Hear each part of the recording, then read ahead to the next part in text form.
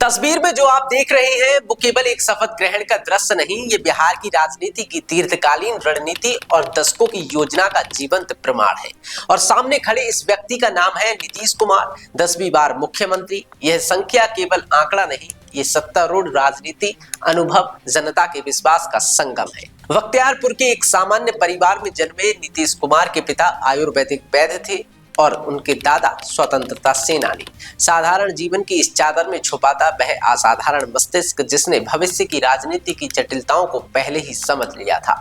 उन्होंने इंजीनियरिंग की पढ़ाई पूरी की और बिजली बोर्ड में नौकरी शुरू की, लेकिन असली मोड़ आया जब उन्होंने जेपी आंदोलन से जुड़ने का साहसिक निर्णय लिया। यह वो क्षण था जब सामान्य जीवन ने सत्ता के मैदान में कदम रखा। साल 1985 विधायक बने, केवल पद नहीं बल्कि संभावनाओं का पहला निर्णायक कदम था। साल 1989 लोकसभा केंद्रीय रेल मंत्री, हर पद ने उन्हें बिहार की राजनीति की गहन समझ और जनता के मनोविज्ञान की अद्भुत समझ दी। हर निर्णय, हर कदम केवल राजनीति नहीं बल्कि भविष्य की रणनीति का संकेत था। साल 2000 पहली बार मुख्यमंत्री बने और वो भी केवल 7 दिन के लिए।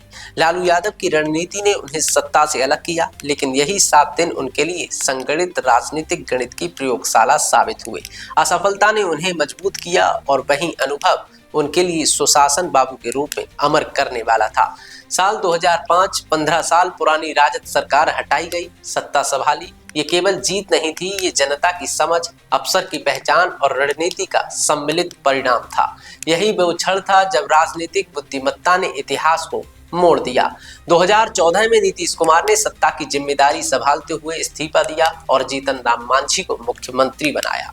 जबकि हार उनकी नहीं थी, बल्कि उन्होंने निर्णय लिया कि राजनीति के लिए सर्वोपरि हित जनता का होगा। 2015 महागठबंधन साझेदारी और सामंजस्य की कला दिखी। 2017 गठबंधन अचानक टूट गया और नीतीश कुमार एनडीए में शामिल होकर सत्ता में फिर वापसी कर बैठे।